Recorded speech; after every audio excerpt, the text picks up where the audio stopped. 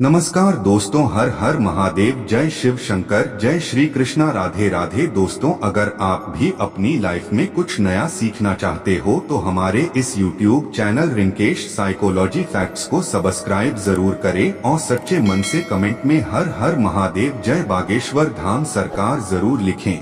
हिंदू पंचांग के अनुसार भाद्रपद मास के शुक्ल पक्ष की तृतीया तिथि के दिन हरतालिका तीज पर्व मनाया जाता है। इस विशेष दिन पर माता पार्वती और भगवान शिव की उपासना का विशेष महत्व है। हरतालिका तीज व्रत को कठिन व्रतों में गिना जाता है। आइए जानते हैं कब मनाया जाएगा हरतालिका तीज व्रत, तिथि, शुभ मुहूर्त और पूजा विधि। वैदिक पंचांग के अनुसार भाद्रपद मास के शुक्ल पक्ष की तृतीया तिथि के दिन हरतालिका तीज पर्व मनाया जाता है। इस विशेष दिन पर सुहागिन महिलाएं माता पार्वती व भगवान शिव की मिट्टी से बनी अस्थायी मूर्तियों की पूजा करती हैं। मान्यता है कि हरतालिका तीज व्रत रखने से वैवाहिक जीवन में सुख एवं समृद्धि की प्राप्ति होती है और संतान प्राप्ति के लिए भी इस व्रत को बहुत ही कारगर माना गया है।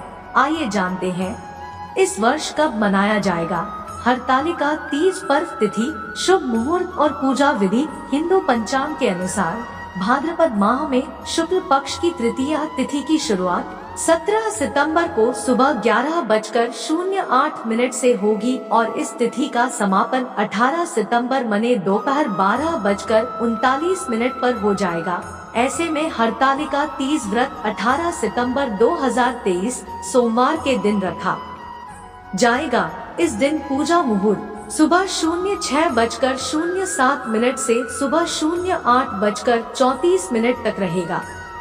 हरतालिका तीज के दिन पूजा के लिए कई शुभ योग का निर्माण हो रहा है। बता दें कि इस दिन इंद्र योग बन रहा है जो पूरे दिन रहेगा।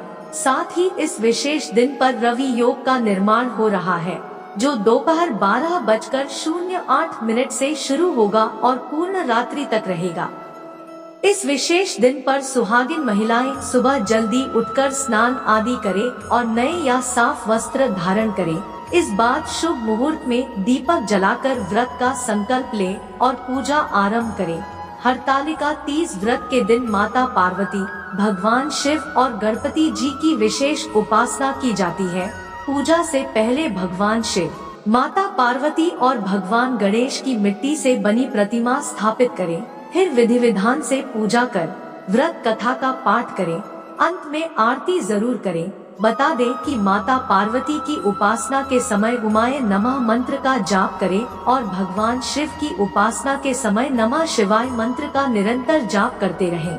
महीने के शुक्ल पक्ष की तृतीया तिथि को हरतालिका तीज का व्रत रखा जाता है। धार्मिक कथाओं के अनुसार माता पार्वती ने भगवान शंकर को पति स्वरूप में पाने के लिए इस दिन से ही तप की शुरुआत की थी। उनके कठोर तप से प्रसन्न होकर भगवान शंकर ने उन्हें आशीर्वाद दिया था, जिसके फलस्वरूप माता पार्वती ने उन्हें पति स्वरूप में प्राप्त किया। यही वजह है कि कुंवारी लड़कियां भी मनचाहे वर के लिए इस व्रत को रखती है। दोस्तों, देवी पार्वती ने कुंवारी अवस्था में इस व्रत को किया था, इसलिए इस व्रत को सुहागिन महिलाओं के साथ साथ कुंवारी कन्याएं भी अच्छे वर की प्राप्ति के लिए रखती है। यह व्रत निर्जला रखा जाता है, निराहार रखा जाता है। सभी सुहागिन महिलाएं इस दिन अपने पति की लंबी आयु की कामना से और अखंड सौभाग्य के लिए इस व्रत को रखती है। इस दिन माता लक्ष्मी और शंकर की पूजा की जाती है। सुहागिन महिलाओं के अलावा जो कुंवारी कन्याएं हैं वह भी इस दिन मनचाहा वर पाने के लिए निर्जला इस व्रत को विधि विधान से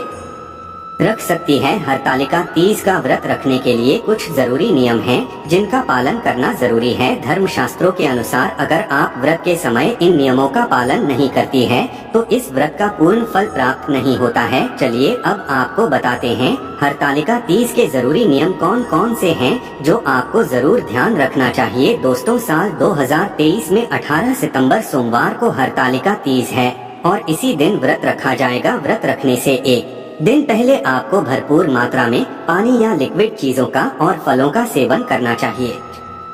ज्यादा नमक का या ओनली चीजों का सेवन करने से बचना चाहिए। इस व्रत में आप सुबह 3 बजे से पहले पानी या फिर कोई भी लिक्विड चीज ले सकते हैं, लेकिन कोई भी नमक की चीजें लेने से बचें, क्योंकि ऐसा करने से व्रत पूरा नहीं माना जाता। दोस्तों, तृतीया तिथि प्रारंभ होगी 17 सितंबर रविवार की सुबह 11:10 से और 18 सितंबर सोमवार दोपहर 12:39 पर समाप्त हो जाएगी। उदय तिथि के अनुसार 18 सितंबर सोमवार के दिन ही व्रत रखा जाएगा। इस दिन भगवान भोलेनाथ और पूरे शिव परिवार की पूजा की जाती है।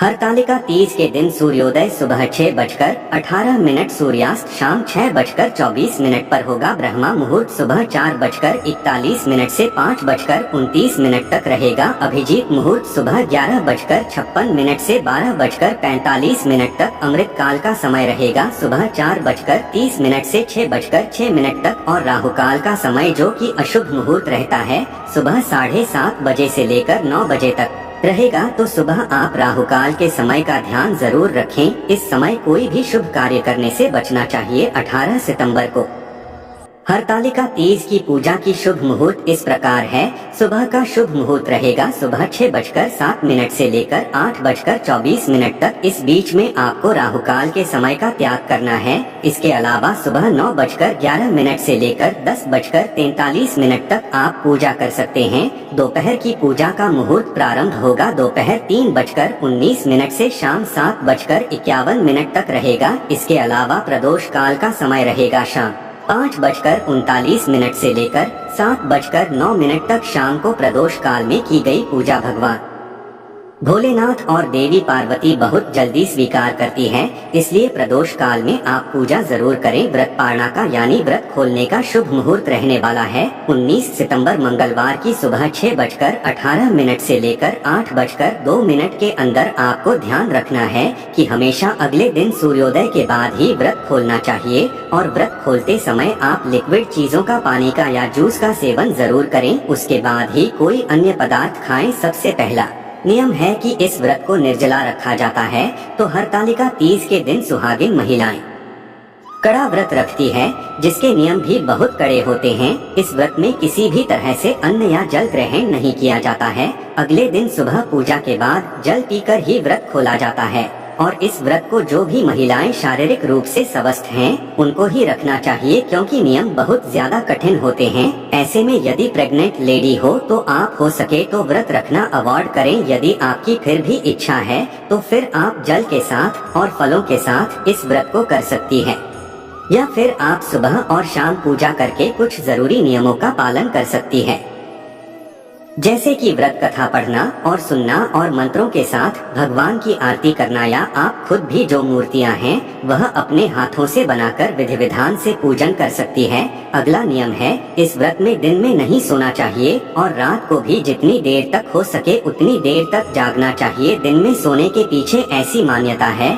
कि जो भी वृत्ति महिला दिन में सो जाती हैं, तो उन्हें अपने अगले जन्म में अजगर का जन्म मिलता है। अगला नियम है, अगर आपने एक बार इस व्रत को रख लिया तो फिर आजीवन इस व्रत को रखना होता है। ऐसी मान्यता है कि कोई भी महिला या कोई भी कुंवारी कन्या इस व्रत को यदि एक बार प्रारंभ कर देती है तो फिर उन्हें जीवन भर ये व्रत रखना ही होता है। बीमार होने पर या कुछ गंभीर परेशानियां होने पर आप अपने इस व्रत को किसी दूसरी महिला को दान में दे सकती है। यदि आप सुहागिन महिला हैं तो आपके पति भी इस व्रत को रख सकते हैं। आपके बदले में अगला नियम है कि आपको पूजा बिल्कुल विधि विधान से ही करनी होती है। इस दिन पूजा पाठ में किसी तरह की कोई गलती नहीं करनी होती है। साथ कि इस व्रत में कथा जरूर सुनी जाती है। कथा सुने बिना ये व्रत अधूरा माना जाता है।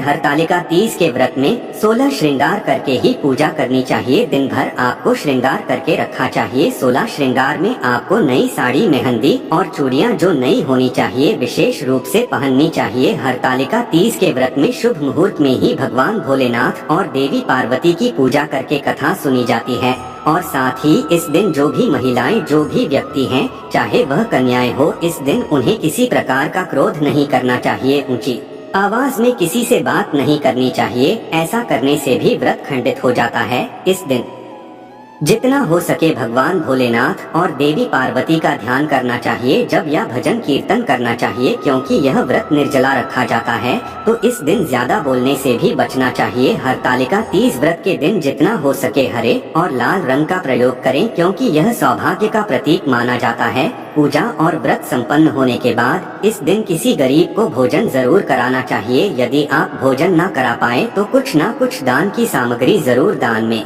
देनी चाहिए। इस व्रत के दिन यदि आपके घर में सुहाग की कोई भी सामग्री ऐसी है जो फूट गई हो या बेकार हो गई हो, तो भूल से भी तीज व्रत के दिन आपको घर से बाहर नहीं फेंकनी चाहिए। हरतालिका तीज से एक दिन पहले शुद्ध सात्विक भोजन किया जाता है। लहसुन प्याज से बना हुआ भोजन एक दिन पहले भूले से भी नहीं खाना चाहिए। अगर आपने गलती से खा भी लिया है तो आप उस दिन सर धोकर स्नान कर लें। उसके बाद इस तरह का भोजन करने से बचें और रात को समय जितना हो सके आप एक दिन पहले खूब सारी लिक्विड चीजें ले सकते हैं, जूस फल ले सकते हैं, क्योंकि अगले दिन आपको निर्जला व्रत रखना होता है ताकि आपके शरीर में पानी की किसी प्रकार से कमी ना हो। और अगले दिन क्योंकि बहुत सारी जगह पर सुबह को ब्रह्मा मुहूर्त में उठकर सरगी भी खाई जाती है। हालांकि बहुत सी जगह पर सुबह सुबह भी कुछ नहीं खाया जाता है, नहीं सरगी खाई जाती है। तो हर जगह के नियम अलग अलग हो सकते हैं। जैसे कि इससे पहले मैंने वीडियो में भी आपको बताया था कि सरगी में आप केवल लिक्विड चीजें ले सकते हैं।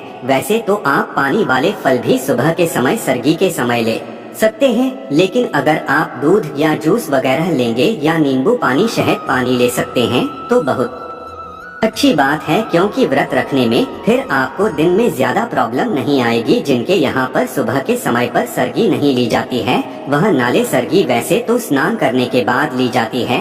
यदि आप सुबह के समय स्नान नहीं कर पाते हैं तो मुंह हाथ धोकर तीज माता का ध्यान करके भगवान शंकर और पार्वती को प्रणाम करके उनका ध्यान करके भी आप सरगी ले सकते हैं। 16 श्रृंगार करके पूजा करनी चाहिए, लेकिन अगर आप सुबह 16 श्रृंगार नहीं भी कर पाते हैं तो आपको जो जरूरी सुहाग की चीजें हैं वो जरूर पहन लेनी चाहिए, जैसे चूड़ी, बिंदी, मेहंदी एक दिन पहले लगा लेनी चाहिए। सिंदूर, पैरों में आलता या जो भी इनके अलावा जरूरी चीजें हैं वो आपको जरूर पहननी चाहिए। साथ ही साथ इस दिन आप माता लक्ष्मी के लिए जो भी श्रृंगार की सामग्री लेकर आते हैं वो अच्छे से चेक करें कि कहीं भी कोई भी चीज खंडित ना हो, खराब ना हो, ताकि पूजा करते समय फिर आपको किसी तरह की कोई परेशानी ना हो। जो भी भोग में लगाने के लिए आप पकवान बनाते हैं, क्योंकि बहुत सी जगह पर आज के दिन गुजिया बनाई जाती है, मालपुए बनाए जाते हैं और भी तरह तरह के पकवान बनाए जाते हैं अपनी अपनी परंपराओं के अनुसार। तो वो हमेशा स्नान करने के बाद ही बनाए। इस व्रत के दिन जो भी कन्याएं हैं या महिलाएं हैं वह सर धोकर स्नान करके पूजा कर सकती है।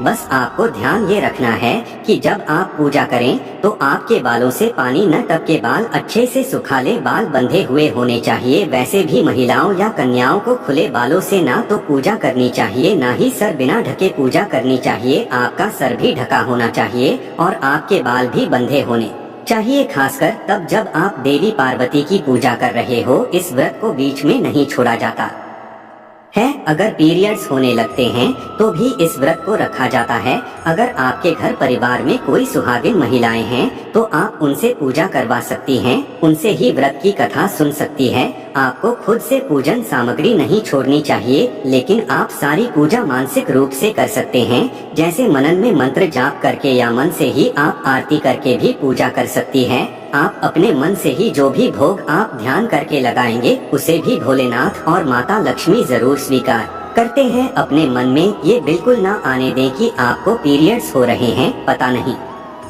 आपकी पूजा स्वीकार होगी कि नहीं होगी, आपका व्रत स्वीकार होगा कि नहीं होगा। क्योंकि भाव अगर सच्चा है तो चाहे परिस्थितियां कैसी भी हो, माता रानी और भोलेनाथ उस व्रत को, उस भाव को जरूर स्वीकार करते हैं। वैसे तो आप दिन भर कभी भी शाम की पूजा प्रारंभ करने से पहले जो भी बालू से मूर्तियां बनानी है वह बना सकते हैं, लेकिन जो शुभ मुहूर्त है आप उसमें भी यह मूर्ति बना सकते हैं। मूर्तियां जब आप पूजा करें तब तक सही से सेट हो जानी चाहिए ताकि आपको पूजा करते समय कोई दिक्कत, कोई परेशानी ना आए। इस प्रकार से समय का ध्यान आपको रखना है। जब आप पूजा करें तो जो भी आपने मूर्तियां बनाई उनका भी श्रृंगार आपको विधिवत करना है और अगले दिन सुबह सूर्योदय से पहले पहले ही इन मूर्तियों का विसर्जन आसपास किसी नदी में या तालाब में कर दिया जाता है। यदि आपके आसपास ऐसी व्यवस्था ना हो तो आप किसी खाली गमले में भी इनका विसर्जन कर सकते हैं। वैसे कोशिश करनी चाहिए, आपको ढूंढने से आसपास नदी, तालाब या कोई भी ऐसी जगह मिल जाएगी जहां पर आप इसका विसर्जन कर सके। ध्यान रहे कि आपको विसर्जन की कोई भी सामग्री ऐसी जगह नहीं डालनी है, ऐसी जगह नहीं फेंकनी है जहां किसी के पैरों तले यहाँ जाए या जहाँ पर इन सामग्रियों का अपमान हो। व्रत हमेशा अगले दिन सूर्योदय से पहले ही खोल लिया जाता है, तो सुबह जल्दी से उठकर आप पूजा भी कर लें। व्रत खोलने से पहले स्नान आदि से निवृत्त होकर जो भी पूजा करनी है या भगवान शेषमा याचना है कि पूजा पाठ में ये हरतालिका तीज का व्रत रखने में अगर आपसे अनजाने में कोई गलती हुई हो तो उसके लिए भगवान आपको क्षमा कर सके। विसर्जन करने से पहले ओम श्री गणेशाय नम और ओम उमा महेश्वर राय नामा इन मंत्रों का यथासंभव जाप करें। फिर कुछ ना कुछ फल या मिठाई का भोग भगवान को अर्पित करें। उसके बाद आप विसर्जन कर सकते हैं। विसर्जन की जो भी सामग्री है, जैसे कि फूल है या पूजा में आपने जो अक्षत प्रयोग किए हैं, अगर आपने रंगोली बनाई है तो उन्हें आप बहते जल में भी प्रभावित कर सकते हैं या आप अपने घर की जो भी क्यारी गमले हैं उनमें डाल सकते हो, विसर्जन कर सकते हैं। आसपास यदि नदी या तालाब अगर ना हो तो कोई भी पवित्र वृक्ष के नीचे जहाँ पर कोई भी इन तरह की चीजों का अपमान न करे वहाँ पर आप विसर्जन कर सकते हैं या आप इनका भूमि विसर्जन भी कर सकते हैं। अपने घर के आसपास यदि संभव हो तो जमीन में गड्ढा खोदकर वहां पर भी आप इनका विसर्जन कर सकते हैं। पीपल का वृक्ष यदि आसपास हो तो पीपल के वृक्ष की जड़ में आप गड्ढा खोदकर वहां पर भी सामग्री का विसर्जन कर सकते हैं। दिन भर निर्जला उपवास रखकर शाम की पूजा करने के बाद जो भी महिलाएं इस व्रत को निर्जला रखने में सक्षम नहीं है, अगर आपका स्वास्थ्य ठीक नहीं है तो शाम को आप जल ग्रहण कर सकते हैं। इसके लिए आपको संकल्प भी उसी प्रकार का लेना चाहिए कि आप इस व्रत को निर्जला केवल शाम तक ही रखेंगे, उसके बाद आप जल ग्रहण कर लेंगे। इन दिन शाम की पूजा करके व्रत कथा सुनने के बाद अपने परिवार में सासू माँ को या फिर ननद को बयाना दिया जाता है। बायने में सुहाग की सामग्री, अन्न, वस्त्र, फल, मिठाई और दक्षिणी जाती है। तो जो भी आपका सामर्थ्य हो, जितना भी आप खुशी खुशी कर सके उतनी सामग्री को आप रखकर माथे से लगाकर अपने परिवार की महिला को जरूर दान में दें। यदि परिवार में ऐसी महिलाएं नहीं है तो आप उन्हें जो भी दान में दी जाने वाली सामग्री है उन्हें उठाकर भी रख सकते हैं, उन्हें बाद में भी दे सकते। पूजा करने के बाद अपने परिवार के सभी बुजुर्गों का, अपने से बड़े लोगों का पैर छूकर आशीर्वाद प्राप्त करना चाहिए। इस दिन कम से कम बोलना चाहिए। घर में लड़ाई झगड़ा बिल्कुल ना हो, घर में किसी का अपमान ना हो, खासकर बुजुर्गों का निरादर ना हो, नहीं तो किए गए व्रत का कोई भी फल प्राप्त नहीं होता है। इस बात का आपको सदा ध्यान रखना चाहिए। व्रत हो सके तो अपने पति के हाथों से पानी या जूस वगैरह या मिठाई से आपको खोलना चाहिए। यदि पति साथ में नहीं है तो परेशान ना हो, आप पति से फोन पर बात करके व्रत खोल सकते हैं या मन में आप क्षमा याचना करते हुए पति का ध्यान करके भी इस व्रत को आप खोल सकती है। कुंवारी कन्या यदि इस व्रत को रखती है तो वो जो भी सुहाग की सामग्री यदि दान में देना चाहती है तो मंदिर में पुजारी जी को दान में दे करा सकते हैं। जहाँ पर पुजारी जी यदि होती है तो बहुत अच्छी बात है, आप अपने परिवार की ही किसी सुहागिन महिला को सुहाग की कुछ सामग्री दान में दे सकती है। इस दिन आपको भी लाल रंग के वस्त्र धारण करके, लाल, पीले, हरे रंग के वस्त्र धारण करके पूजा करनी चाहिए। ये थे हरतालिका व्रत से जुड़े कुछ जरूरी नियम। आइए अब दोस्तों जान लेते आपकी राशि से जुड़े कुछ जरूरी उपाय जो आपको जरूर इस दिन करने चाहिए। दोस्तों, ये सुहाग पर्व है, इसलिए हरतालिका तीज पर स्त्रियों को 16 श्रृंगार कर पूजा करनी चाहिए। ऐसे में राशि अनुसार साड़ी और चूड़ियां पहनी जाए तो वृत्ति को दोगुना लाभ मिलता है। मेष राशि हरतालिका तीज के दिन मेष राशि की महिलाओं को लाल रंग की साड़ी पहननी चाहिए। लाल रंग प्रेम का प्रतीक होता है, इससे पति पत्नी के बीच प्यार बढ़ता है, साथ ही मंगल देव की कृपा प्राप्त होती है। वृषभ राशि के स्वामी चंद्र है, जिनका प्रिय रंग सफेद है, लेकिन हरतालिका तीज पर सफेद रंग नहीं पहना जाता है। ऐसे में आप सिल्वर या गोल्डन रंग की साड़ी और चूड़ियां पहन सकती हैं। इससे दाम्पत्य का मानसिक तनाव दूर होता है। शिव बेहद प्रसन्न होते हैं। मिथुन राशि का प्रतीकात्मक रंग हरा होता है। इस राशि की महिलाओं को हरतालिका तीज पर हरे रंग की साड़ी, सूट और चूड़ियां पहनकर पूजा करनी चाहिए। मान्यता है इससे परिवार में खुशियों का आगमन होता है। सोनी गोद जल्द भर जाती है। कर्क राशि पर भी चंद्रमा का प्रभाव होता है। ऐसे में इस राशि की स्त्रियां सिल्वर गुलाबी रंग के वस्त्र पहनें। इससे शादीशुदा जीवन में मनमुटाव दूर होगा। जीवन साथी के साथ करीबी बढ़ेगी। सिंह सूर्य की राशि है। सूर्य का प्रिय रंग लाल नारंगी है। हरतालिका तीज पर सिंह राशि वाली महिलाएं यही रंग की साड़ियां और चूड़ी पहने। मान्यता है इससे पति और पत्नी के बीच सम्मान की भावना जागृत होती है। एक दूसरे के विचार मिलने लगते हैं। कन्या राशि वाली स्त्रियां सौभाग्य, सफलता और संपन्नता की प्राप्ति के लिए हरतालिका तीज पर हरे रंग की साड़ी और चूड़ी पहने। तुला राशि की महिलाओं के लिए हरतालिका तीज पर गुलाबी सिल्वर रंग के कपड़े पहनना शुभ होगा। इससे सौंदर्य में निखार आता है। शुक्र की कृपा से पति पत्नी के बीच प्यार बढ़ता है। वृश्चिक राशि का स्वामी भी मंगल ग्रह है। आज के दिन इस राशि की महिलाओं के लिए लाल और मैरून रंग की साड़ी पहनना शुभ रहेगा। इससे आप दोनों का भाग्य हो गया होगा। धनुराशि वाली स्त्रियों को हरतालिका तीज पर पीला रंग पहनना चाहिए। इससे विवाह के योग बनते हैं और विवाहिता को सुखद दाम्पत्य का आशीर्वाद मिलता है। मकर राशि वालों के लिए काला रंग शुभ होता है, लेकिन पूजा पाठ में काले रंग के कपड़े नहीं पहनते हैं।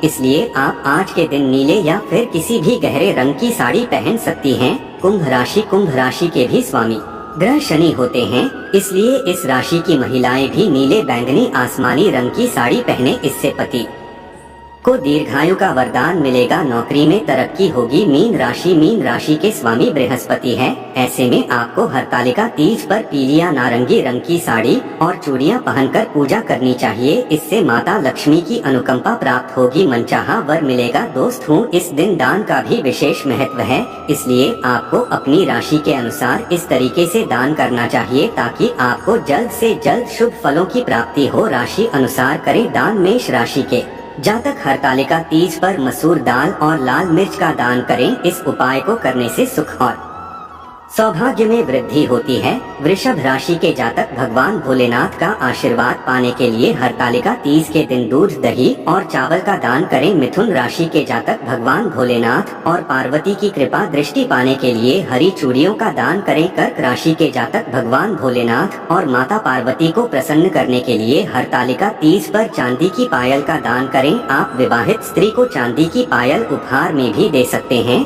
सिंह राशि के जातक हरतालिका तीज पर गुड़ और गेहूं का दान करें। जरूरतमंदों को आप धन का भी दान कर सकते हैं। कन्या राशि के जातक हरतालिका तीज पर विवाहित महिलाओं को हरे रंग की साड़ी या हरे रंग की चूड़ियों का दान कर सकते हैं। इस उपाय को करने से भगवान भोलेनाथ प्रसन्न होते हैं। तुला राशि के जातक माता पार्वती संग भगवान भोलेनाथ का आशीर्वाद पाने हेतु हरतालिका तीज पर दूध, दही, खीर और सफेद मिठाई का दान करें। वृश्चिक राशि के जातक हरतालिका तीज पर अपनी आर्थिक स्थिति के अनुसार गरीबों के मध्य धन का दान करें। इसके अलावा लाल रंग के कपड़े का भी दान कर सकते हैं। धनु राशि के जातक हरतालिका तीज पर बेसन, चने की दाल और पीले रंग के वस्त्र का दान करें। मकर राशि के जातक की राशि आराध्य भगवान भोलेनाथ हैं। आप सच्ची श्रद्धा से जरूरतमंदों की सहायता करें। आप चाहें तो अर्थ का भी दान कर सकते हैं। कुंभ राशि के जातक हरतालिका तीज पर भगवान भोलेनाथ को प्रसन्न करने हेतु गरीबों के मध्य अन्न का दान करें। साथ ही दवा हेतु अर्थ का भी दान कर सकते। मीन राशि के जातक भगवान भोलेनाथ और माता पार्वती की कृपा दृष्टि पाने के लिए हरतालिका तीज पर केले, मौसमी फल और पीले रंग के कपड़े का दान करें। यदि पति पत्नी के बीच प्रेम ना हो तो दोनों को हरतालिका तीज की शाम को शिव पार्वती के मंदिर में एक साथ मिलकर शुद्ध घी के 11 दिया जलाना चाहिए। साथ ही प्रार्थना करनी चाहिए कि उनके जीवन में प्रेम का वास करें। कुंवारी कन्याएं भी यह काम कर सकती है। यदि विवाह में बाधाएं आ रही हूँ तो कुंवारी ब्राह्मण कन्या को वस्त्र और मिष्ठान भेंट करें। ऐसा करने से विवाह पर आया संकट दूर होगा। यदि विवाह योग कुंडली में न बन रहा तो इस दिन कन्याओं को देवी पार्वती को हल्दी की 11 गांठ चढ़ाकर उनके समक्ष अपने कष्ट निवारण की प्रार्थना करनी चाहिए। यदि पति पत्नी के बीच कोई तीसरा आ रहा हो अथवा प्रेम का भाव हो तो इस दिन दंपति को साथ में भगवान भोलेनाथ पार्वती का अभिषेक दूध में हल्दी या केसर डालकर करना चाहिए। हरितालिका तीज के दिन खीर बनाकर उसे भगवान को भोग लगाएं। अगले दिन पति पत्नी इस प्रसाद को एक कटोरी में साथ में खाएं। वैवाहिक सुख बढ़ेगा। यदि आपका सुहाग आपसे रूठा रहता हो तो इस दिन सुहागिनों को माता पार्वती को चुनरी, नथ और बिछिया और पायल अपने हाथों से पहन आना चाहिए। तीज के दिन अपने पति से मांग में सिंदूर डलवाएं। साथ ही सुहाग की चीजें पति के हाथों से पहने। इससे दोनों के बीच प्रगाढ़ संबंध विकसित होगा।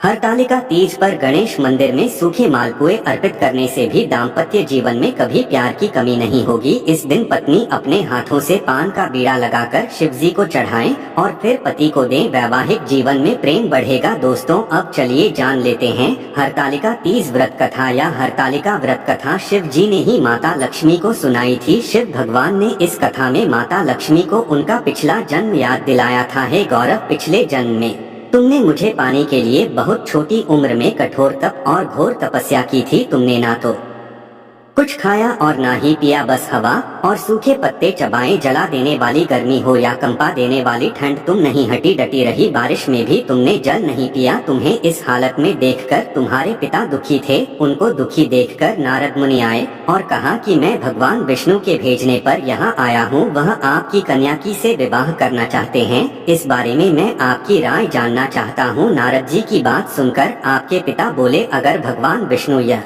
चाहते हैं तो उन्हें कोई आपत्ति नहीं है, परंतु जब तुम्हें इस विवाह के बारे में पता चला तो तुम दुखी हो गई। तुम्हारी एक सहेली ने तुम्हारे दुख का कारण पूछा तो तुमने कहा कि मैंने सच्चे मन से भगवान भोलेनाथ का वरण किया है, किंतु मेरे पिता ने मेरा विवाह विष्णु जी के साथ तय कर दिया है। मैं विचित्र धर्म संकट में हूँ। अब मेरे पास प्राण त्याग देने के अलावा कोई और उपाय नहीं बचा। तुम्हारी सखी बहुत ही समझदार थी। उसने कहा, प्राण छोड़ने का यहाँ कारण ही क्या है। संकट के समय धैर्य से काम लेना चाहिए। भारतीय नारी के जीवन की सार्थकता इसी में है कि जिसे मन से पति रूप में एक बार वरण कर लिया, जीवन पर्यंत उसी से निर्वाह करे। मैं तुम्हें एक घनघोर वन में ले चलती हूँ जो साधना स्थल भी है और जहाँ तुम्हारे पिता तुम्हें खोज भी नहीं पाएंगे। मुझे पूर्ण विश्वास है कि ईश्वर अवश्य ही तुम्हारी सहायता करेंगे। तुमने ऐसा ही किया। तुम्हारे पिता तुम्हें घर में ना पाकर बड़े चिंतित और दुखी हुए। इधर तुम्हारी खोज होती रही, उधर तुम अपनी सहेली के साथ नदी के तट पर एक गुफा में मेरी आराधना में लीन रहने लगी। तुमने रेत के शिवलिंग का निर्माण किया। तुम्हारी इस कठोर तपस्या के प्रभाव से मेरा आसन हिल उठा और मैं शीघ्र ही तुम्हारे पास पहुँचा और तुमसे वर मांगने को कहा। तब अपनी तपस्या के फलीभूत मुझे अपने समक्ष पाकर तुमने कहा, मैं आपको सच्चे मन से पति के रूप में वरण कर चुकी हूँ। यदि आप सचमुच मेरी तपस्या से प्रसन्न होकर यहाँ पधारे हैं तो मुझे अपनी अर्धांगिनी के रूप में स्वीकार कर लीजिए। तब तथास्तु कहकर मैं कैलाश पर्वत पर लौट गया। उसी समय गिरिराज अपने बंधु बांधवों के साथ तुम्हें खोजते हुए वहाँ पहुँचे। तुमने सारा वृतांत बताया और कहा कि मैं घर तभी जाऊंगी अगर आप महादेव से मेरा विवाह करेंगे। तुम्हारे पिता मान गए और उन्होंने हमारा विवाह करवाया। इस व्रत का महत्व ये है कि मैं इस व्रत को पूर्ण निष्ठा से करने वाली प्रत्येक स्त्री को मनवांछित फल देता हूँ। इस पूरे प्रकरण में तुम्हारी सखी ने तुम्हारा हरण किया था, इसलिए इस व्रत का नाम हरतालिका व्रत हो गया। इस व्रत से जुड़ी एक मान्यता यह है कि इस व्रत को करने वाली स्त्रियां पार्वती जी के समान ही सुखपूर्वक पति रमण करके शिवलोक को जाती हैं। सौभाग्यवती स्त्रियां अपने सुहाग को अखंड बनाए रखने